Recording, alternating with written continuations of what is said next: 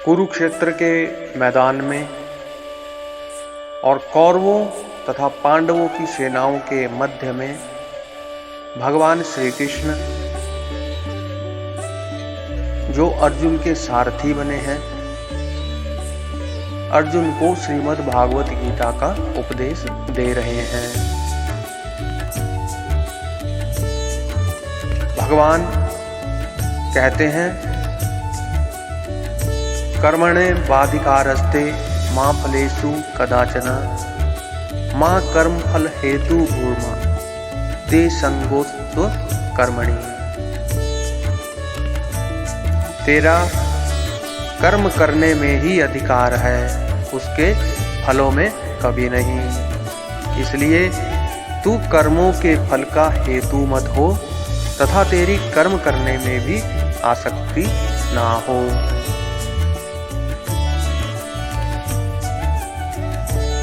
भगवान श्री कृष्ण अर्जुन से कहते हैं कि तेरा कर्म करने में ही अधिकार है।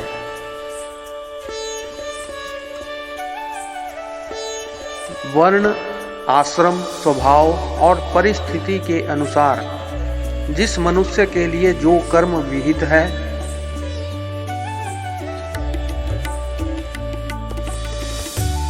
उनका वाचक यहाँ कर्मणि पद है। शास्त्र निषिद्ध पाप कर्मों का वाचक कर्मणि पद नहीं है, क्योंकि पाप कर्मों में मनुष्य का अधिकार नहीं है। उनमें तो वह राग द्वेष के वश में होकर प्रवृत्त हो जाता है।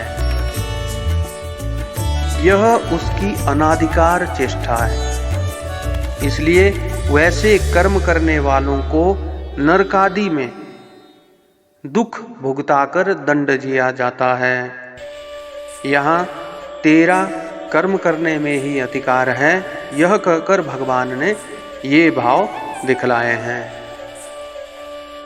इस मनुष्य शरीर में ही जीव को नवीन कर्म करने की स्वतंत्रता दी जाती है। अतः यदि वह अपने अधिकार के अनुसार परमेश्वर की आज्ञा का पालन करता रहे और उन कर्मों में तथा उनके फल में आसक्ति का सर्वथा त्याग करके उन कर्मों को परमात्मा की प्राप्ति का साधन बना लें, तो वह सहज में ही परमात्मा को प्राप्त कर सकता है। तुम्हें इस समय मनुष्य शरीर प्राप्त है, अतः तुम्हारा कर्मों में ही अधिकार है। इसलिए तुम्हें इस अधिकार का दुरुपयोग नहीं करना चाहिए, सदुपयोग करना चाहिए। मनुष्य का कर्म करने में ही अधिकार है, उनका स्वरूपतः त्याग करने में वह स्वतंत्र नहीं है। यदि वह अहंकार पूर्वक हठ से कर्मों के स्वरूपतः त्याग की चेष्टा भी करे तो भी सर्वथा त्याग नहीं कर सकता, क्योंकि उसका स्वभाव उसे जबरदस्ती कर्मों में लगा देता है।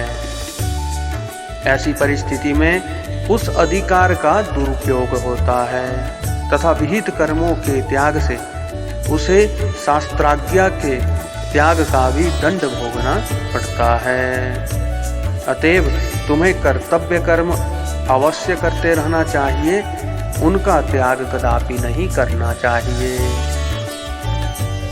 जैसे सरकार के द्वारा लोगों को आत्मरक्षा के लिए या प्रजा की रक्षा के लिए अपने पास नाना प्रकार के शस्त्र रखने और उनके प्रयोग करने का अधिकार दिया जाता है, और उसी समय उनके प्रयोग के नियम भी उनको बतला दिए जाते हैं।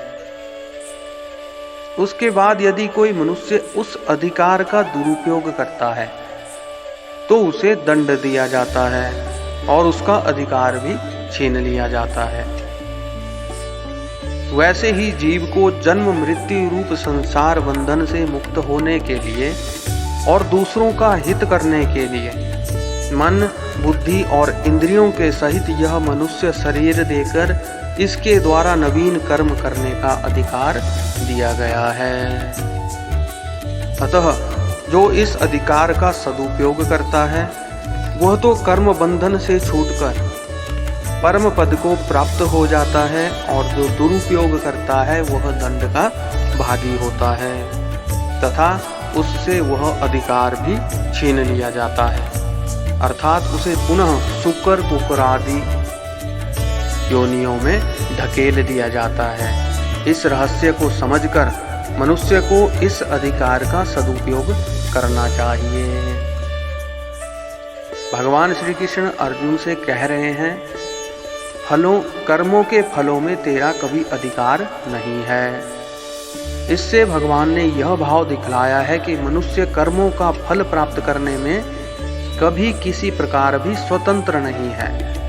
उसके कौन से कर्म का क्या फल होगा और वह फल उसको किस जन्म में और किस प्रकार प्राप्त होगा, इसका ना तो उसको कुछ पता है और ना वह अपने इच्छानुसार समय पर उसे प्राप्त कर सकता है अथवा न उससे बच ही सकता है।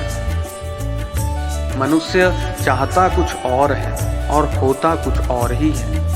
बहुत मनुष्य नाना प्रकार के भोगों को भोगना चाहते हैं, पर इसके लिए सुयोग मिलना उनके हाथ की बात नहीं है।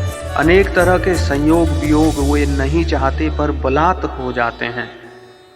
कर्मों के फल का विधान करना सर्वथा विधाता के ही अधीन है। मनुष्य का उसमें कुछ भी उपाय नहीं चलता।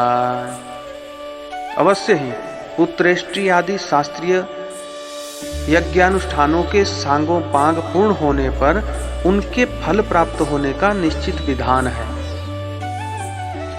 और वैसे कर्म सकाम मनुष्य कर भी सकते हैं, परंतु उनका यह विहित फल भी कर्मकर्ता के अधीन नहीं है, देवता के ही अधीन है। इसलिए इस प्रकार इच्छा करना कि अमुक वस्तु की, धन ऐश्वर्य की, मान बढ़ाई या प्रतिष्ठा की अथवा स्वर्ग आदि लोकों की मुझे प्राप्ति हो, एक प्रकार से अज्ञान ही है। साथ ही यह सब अत्यंत ही तुच्छ तथा अल्पकाल स्थायी अनित्य पदार्थ हैं। अतएव तुमको तो किसी भी फल की कामना नहीं करनी चाहिए। यहाँ पे प्रश्न यह उठता है, तो क्या मुक्ति की भी कामना नहीं करनी चाहिए? मुक्ति की कामना शुभेच्छा होने के कारण मुक्ति में सहायक है। यद्यपि इस इच्छा का भी ना होना उत्तम है, परंतु भगवान के तत्व और मर्म को यथार्थ रूप से जाने बिना इस इच्छा से रहित होकर और ईश्वर आज्ञा के पालन को कर्तव्य समझकर हेतु रहित कर्मों का आचरण करना बहुत ही कठिन है। अतएव मुक्ति की कामना करना अनुचित नहीं है। मुक्ति की इच्छा न रखने से शीघ्र मुक्ति की प्राप्ति होगी, इस प्रकार का भाव भी छिपी हुई मुक्ति की इच्छा ही है। कर्म फल का हेतु बनना क्या है और अर्जुन को कर्म फल का हेतु ना बनने के लिए कहने का क्या भाव है? मन बुद्धि और इंद्रियों द्वारा किए हुए शास्त्र विहित कर्मों में और उनके फल में ममता, आसक्ति, वासना, आशा, स्पृहा और कामना करना ही कर्म फल का हेतु बनना है।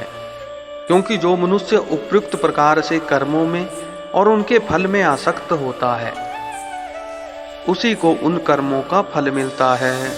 कर्मों में और उनके फल में ममता, आसक्ति और कामना का सर्वथा त्याग देने वाले को नहीं। अतः अर्जुन को कर्मफल का हेतु ना बनने के लिए कहकर भगवान ने यह भाव दिखलाया है कि परम शांति की प्राप्ति के लिए तुम अपने कर्तव्य कर्मों का अनुष्ठान ममता, आसक्ति और कामना का सर्वथा त्याग करके करो। उपयुक्त प्रकार से कर्म करने वाला मनुष्य किसी भी काल के भी कर्म के फल का हेतु नहीं बनता। उसके शुभ और अशुभ सभी कर्मों में फल देने की शक्ति का अभाव हो जाता है। वह शक्ति क्षीण हो जाती है, क्योंकि पाप कर्मों में प्रवृत्ति का हेतु आसक्ति ही है। अतः आसक्ति, ममता और कामना का सर्वथा अभाव हो जाने के बाद नवीन पाप तो उससे बनते ही नहीं और पहले के किए हुए पाप, ममता, आसक्ति रहित कर्मों के प्रभाव से भस्म हो जाते हैं। इस कारण वह पाप कर्मों के फल का हेतु नहीं बनता और शुभ कर्मों के फल का वह त्याग कर देता है। इस कारण उनके भी फल का हेतु नहीं बनता।